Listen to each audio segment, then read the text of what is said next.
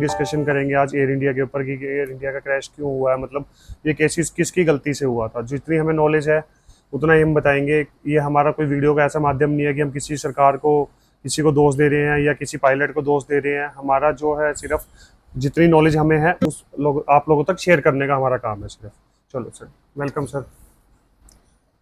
Hi guys, हम इस post podcast के माध्यम से आपको ये बताना चाहेंगे कि जो बोइंग 767 जो क्रैश हुआ उसमें क्या टेक्निकली इन्वॉल्व था और वो क्रैश की संभावनाएं क्या है, क्योंकि जब तक ब्लैक बॉक्स से चीज़ें रिकवर होके नहीं आती ना, एग्जैक्टली कुछ भी कहना संभव नहीं है।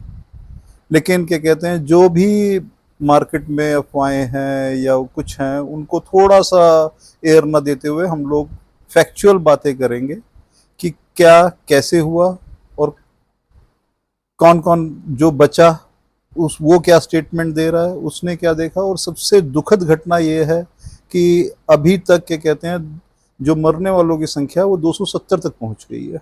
उसमें क्या कहते हैं मेडिकल के छात्र जो इंटर्नशिप कर रहे थे वो भी इन्वॉल्व है। बीजेएमसी मेडिकल कॉलेज था जिसके छात्रों जिसकी जो मेस थी उस पर जाके क्या कहते हैं जो प्लान है वो क्रैश हुआ और जिससे क्या कहते हैं लगभग 70 छात्र चपेट में आए थे।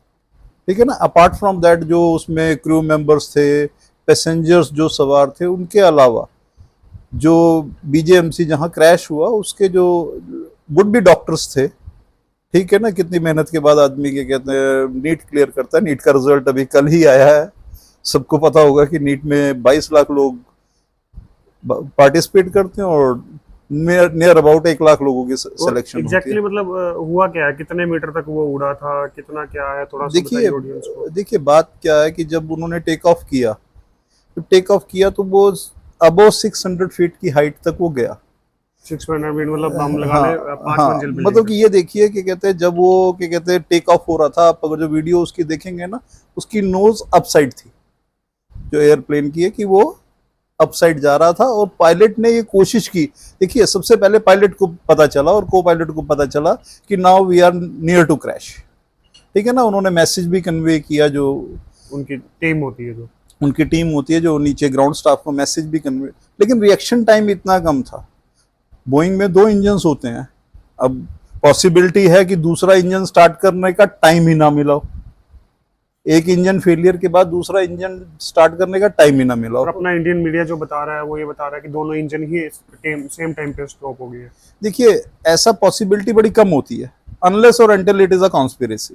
देखिए कॉन्स्पिरेसी को भी डिनाई नहीं किया जा सकता, क्योंकि देखिए पीछे जो इंडिया पाकिस्तान में जो ऑपरेशन सिंदूर हुआ उसमें टर्की इन्वॉल्व हुआ और टर्की की ही कंपनी इसका सारा देखभाल कर रही थी और इंडियन गवर्नमेंट ने उस टर्की की कंपनी से काफी कॉन्ट्रैक्ट्स उसके रद्द कर दिए थे। तो पॉसिबिलिटीज आर देयर, लेकिन अभी सर्टेनली कुछ कहना इज इम्पॉसिबल। जब तक ब्लैक बॉक्स के रिजल्ट नहीं आते कि भाई उसमें क्या कहते हैं क्या रिकॉर्ड हुआ, क्या उसमें वॉइस रिकॉर्डर्स होते हैं। और जो ये कह रहे हैं कि 20 बॉडी हमने डीएनए के थ्रू मतलब मैच करके दे दी है, वो क्या होता है डीएनए मतलब? देखिए एक्चुअली क्या होता है कि अब क्योंकि ब्लास्ट हुआ, फ्यूल इतना था, इतने किलोलीटर कह रहे हैं शायद, इतने किलोलीटर्स था भाई वो क्या कहते हैं इतने किलोलीटर्स फ्यूल था। जब वो ब्लास्ट हुआ वो सारा फ्यूल जला। अब वो जला तो उसके बाद क्या कहते हैं जब मतलब इतनी गर्मी हो गई होगी कि हड्डियां तक जल जाए। ठीक है ना। उस दौरान उसके बाद क्या कहते हैं it is impossible to recognise the face of the person. ठीक है ना। और उसका मतलब कि आप बॉडी स्ट्रक्चर भी आप रिकॉग्नाइज नहीं कर सकते। तो उसके बाद क्या पहचान बचती है कि आप कौन हो। ठीक है ना। आपके आईडी सारे जल गए, मतलब कि कोई चांस नहीं है कि आपका पासपोर्ट बचा हो। Rarest of rare chance. Social media के उससे माध्यम से देख रहा था कि छोटे छोटे पार्ट्स में मतलब बॉडियां मिली, जो जितना जिसको मिल गया उसी से वो अपना अंतिम संस्कार। तो उसके बाद क्या कहते हैं जो डीएनए टेस्टिंग है, it is a authentic testing कि आपका डीएनए। देखिए डीएनए तो यूनिक होता है, हर एक इंसान का डीएनए। आप क्या कहते हैं जब भी जो क्रिमिनल फोरेंसिक टीम है वो डीएनए एनालिसिस करके आप पर्टिकुलर आदमी को, क्योंकि 2 डीएनए कभी भी सेम नहीं होते। ठीक है ना। तो डीएनए जो डीएनए स्कैनिंग है उसके जरिए ही आप बॉडी की पहचान कर सकते हैं कि कौन था। ठीक है ना। इसलिए क्या कहते हैं डीएनए स्कैनिंग की बात की जा रही है। तो इंश्योरेंस कंपनी को मतलब कितना लॉस हुआ है, कि जैसे क्या उसके बारे में? देखिए वो इंश्योरेंस कंपनी को लॉस हम क्यों कहें कि किसी को लॉस हुआ। देखो लॉस तो उनको हुआ जो जो सरवाइव नहीं कर पाए, ठीक है ना। उसमें क्या कहते हैं इमटेरियल है कि आपको पैसे का कितना लॉस हुआ, ठीक है ना। बट इंश्योरेंस कंपनीज ने कुछ ने ट्वीट देखिए किया है। देखिए अगर जो देखा जाए तो सबसे बड़ा लॉस तो टाटा का है कि उनका करोड़ ऑफ रुपीज का क्या कहते हैं बोइंग गया। उसके बाद उन्होंने क्या कहते हैं बड़ी जेनरसली, ठीक है ना, इंश्योरेंस कंपनी तो पे कर ही रही थी, उन्होंने अनाउंस किया कि 1 करोड़ के कहते हैं हर फैमिली को हम देंगे, हर डेड बॉडी पर हम क्या कहते हैं उसको कंपनसेट करेंगे। 250 करोड़ रुपए होगा। हाँ तो हम कंपनसेट करेंगे। तो इंश्योरेंस कंपनी का तो क्या कहते हैं देखिए जब कितनी फ्लाइट्स टेक ऑफ करती हैं रोज, आप इंश्योरेंस 1500 लगभग सारे इंश्योरेंस करवाते हैं, सब इंश्योरेंस। ठीक है ना। अब हादसा तो एक आधा होता है ना, एक्सीडेंट तो एक आधा होता है जी। तो उसमें तो उनको क्या कहते हैं जनरसली, बल्कि इंश्योरेंस कंपनी को तो इतना बड़ा हादसा हुआ है कि उनको ह्यूमैनिटेरियन ग्राउंड पर ये कह देना चाहिए जी जो इंश्योरेंस थी उससे हम इतना फालतू दे देंगे, ठीक है ना। क्योंकि देखिए पैसा किसी भी मामले में किसी भी व्यक्ति की जगह नहीं ले सकता। अगर जो आपकी फैमिली में कोई लॉस हो गया तो उसकी जगह पैसा नहीं ले सकता, बट ये वैसा ही है कि एक मरहम का काम करेगा। नहीं, आपको लगता है कि मतलब इंश्योरेंस के इस मामले में, मेरे को जो ऐसा लगता है being a human, insurance company को डॉक्यूमेंटेशन के में नहीं उलझना चाहिए अभी, कि ठीक है जिसका जो इंश्योरेंस है, मतलब मैंने भी जब नॉर्मली मेरी बाइक एक्सीडेंट हुई थी, हाँ। मैं जब क्लेम लेने गया था तो मुझे बहुत सारे चक्कर काटने पड़े, तो इन केसेस में भी ऐसी चीजें होती हैं? देखिए उसमें क्या कहते हैं, देखिए आपकी पैसेंजर लिस्ट बिल्कुल ऑथेंटिकेट है, ठीक है ना। आपके जो आप जब इंटरनेशनल फ्लाइट पर बोर्ड करते हो तो आपके पासपोर्ट सब कुछ चेक होता है थॉरोली। तो इतने ज्यादा डॉक्यूमेंटेशन की मेरे ख्याल से रिकॉग्निशन की कोई जरूरत, जो लोग नहीं चढ़ पाए वो अपने आप को लकी मान रहे हैं, उनके बयान आ गए कि तो वो तो क्लेम करने से रहे, ठीक है ना। तो इसलिए ज्यादा डॉक्यूमेंटेशन की जरूरत नहीं पड़ेगी। हाँ लेकिन जो फॉर्मेलिटीज हैं वो तो पूरी करनी पड़ेगी, क्योंकि जो ऑफिशियल जो ऑडिट होता है इंश्योरेंस कंपनी का, उसके डॉक्यूमेंट्स तो आपको पूरे करने ही पड़ेंगे, क्योंकि जब उनका ऑडिट होएगा तो उनका ऑडिट फंस जाएगा, ठीक है ना। बिल्कुल, वो भी मतलब एक एम्प्लॉई ही है एक तरह हाँ बिल्कुल बिल्कुल। बट अब जैसे कि एक लड़का भी बच गया, उसका नाम नहीं याद आ रहा अभी, रमेश विश्वास कुमार जी। वो मतलब देखो कितना लकी है, उसके इंटरव्यूज के लिए इतने मतलब स्टार न्यूज से अलग आ रहा है, मतलब अलग अलग मीडिया से अलग आ रहा है, सारी चीजों से पॉडकास्ट के लिए अलग उसको इनवाइट किया जा रहा है।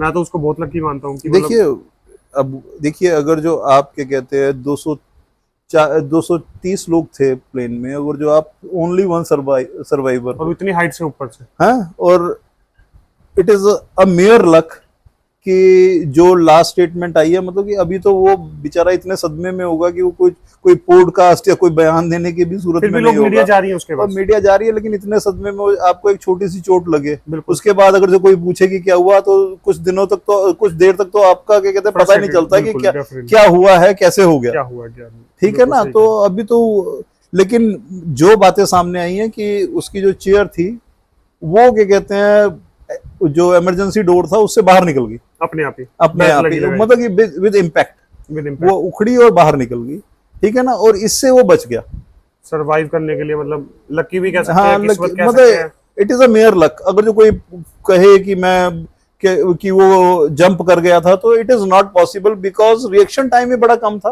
और जब टेक ऑफ होता है तो लगभग सबने अपनी क्या कहते हैं बेल्ट बांधी होती हैं, तो आप अगर जो बेल्ट खोल नहीं जाएंगे तो उसमें ही 1 मिनट लग जाएगा। अब कई लोग मतलब हमारी गवर्नमेंट को ब्लेम कर रहे हैं, चलो मैं किसी का नाम नहीं लूंगा, कि मतलब हमारे नरेंद्र मोदी जी के बारे में बोल रहे हैं कि वो टूरिस्ट पे निकले हुए हैं, कि इतना हादसा हो गया देश में। तो देखिए बात पता क्या है कि जो क्या कहते हैं ये हादसा हुआ, ये एक दुर्घटना थी, ठीक है ना। ठीक है, संवेदनाएं सबकी क्या कहते हैं इन लोगों के साथ हैं कि जी, लेकिन क्या कहते हैं देखिए कोई काम तो नहीं रुकता ना, नहीं रुकता, ठीक है ना।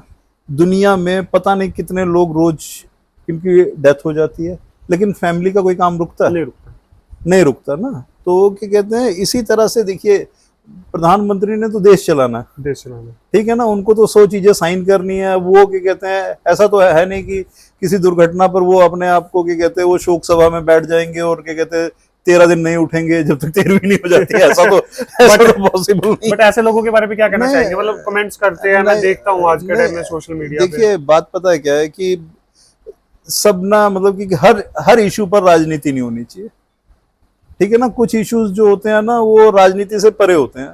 अब देखो जैसे कि राहुल गांधी जी ने भी सपोर्ट किया था ऑपरेशन सिंदूर में, बड़ा अच्छा लगा था कि मतलब हम एक हो गए थे उस टाइम, हम पार्टीज में नहीं खेल रहे थे, चाहे वो कांग्रेस हो, चाहे आम आदमी पार्टी हो, चाहे वो बीजेपी हो, हम सभी इकट्ठे हो गए थे उस टाइम।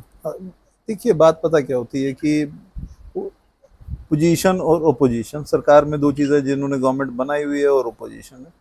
तो गवर्नमेंट के हर काम का विरोध करना ओपोजिशन अपना राइट समझती है कि अगर जो विरोध नहीं करेंगे तो उनके वर्कर्स तक, उनकी जनता तक मैसेज कैसे जाएगा कि गवर्नमेंट ठीक काम कर रही है, ठीक है ना, कि गवर्नमेंट ने कुछ गलत किया। तो आप किसकी गलती मानते हो मतलब इसमें? एयर इंडिया की फ्लाइट्स पे कुछ लोग ट्वीट्स कर रहे हैं कि पहले एयर इंडिया की फ्लाइट्स पे, हमने काफी पहले भी ट्वीट किया था कि एसी की वेंटिलेशन अच्छी चलती, शोर बहुत आ रहा था अंदर कैबिन में। देखिए बात पता है क्या है, जो इंडिया में कुछ भी हो है, जो हम मानक रखते हैं ना किसी चीज़ का, ठीक है ना, वो हम पूरा नहीं करते, बिल्कुल ठीक है ना, क्योंकि कहीं ना कहीं आप मानते हैं कि करप्शन इंडिया में है, बिल्कुल। ठीक है ना। आप क्या कहते हैं, इन कंपैरिजन आप अगर जो फॉरेन्स की फ्लाइट देखेंगे, ठीक है ना, वो ज़्यादा बढ़िया होती है, स्पेशली डेवलप्ड कंट्रीज की, ठीक है ना। तो ये चीज़ें तो छोटी मोटी चीज़ें इंडिया में क्या कहते हैं इग्नोर कर दी जाती हैं, और ऐसे से मामलों में इग्नोरेंस ही कई बार हादसों का, बड़े हादसों का कारण बनती है। तो may be there may be some fact, ठीक है ना, क्योंकि एसी ना चलना और क्या कहते हैं किसी सीट का टूटा होना है, ये तो एक माइनर सी बात है, कॉमन सी वो है, जो मतलब कि वैसे तो इग्नोर नहीं करनी चाहिए, पर जर्नली क्या कहते हैं फ्लाइट्स में क्या कहते हैं इग्नोर हो जाती हैं। अब जैसे कि लोगों ने बता रहे हैं कि जैसे एयर इंडिया फ्लाइट्स है, तो जैसे कि जो मुझे फ्लाइट्स के बारे में इतनी नॉलेज नहीं है, तो जैसे ये फ्लाइट जो दिल्ली से अहमदाबाद गई थी, अहमदाबाद से लंदन के लिए जा रही थी, बिल्कुल ठीक है, तो अहमदाबाद में उसने स्टॉपेज लिया, वहां से पैसेंजर्स बिठाए होंगे, ठीक है, फिर वो क्या इसमें टेम्परेचर का भी कोई है कि 40 डिग्री टेम्परेचर था उस दिन? देखिए ऐसा नहीं है, उसमें पता क्या हुआ, जब वो प्लेन उड़ रहा था ना, अगर जो आप देखेंगे तो जो मेन चीज आई है कि उसका एक विंग जो है वो खुला नहीं, वो एयर का कंप्रेशर होता है कि वो जब एयर पास होती है ना तब फ्लाइट ऊपर की तरफ वो होती है, तो विंग को क्या कहते हैं ओपन होना चाहिए, तो उसका एक विंग खुला नहीं, ठीक है ना। अब वो टेक्निकल सैंग था या क्या था, ये तो मतलब कि जब ब्लैक बॉक्स की रिपोर्ट्स आएंगी तभी पता चलेगा, उसमें मेरे ख्याल 2 महीने लगेंगे कि उसको डिकोड करने में, डिस्कशन करेंगे हाँ उसको डिकोड करने में। पर जो भी था बहुत दुखद था, हमारी संवेदनाएं जो हैं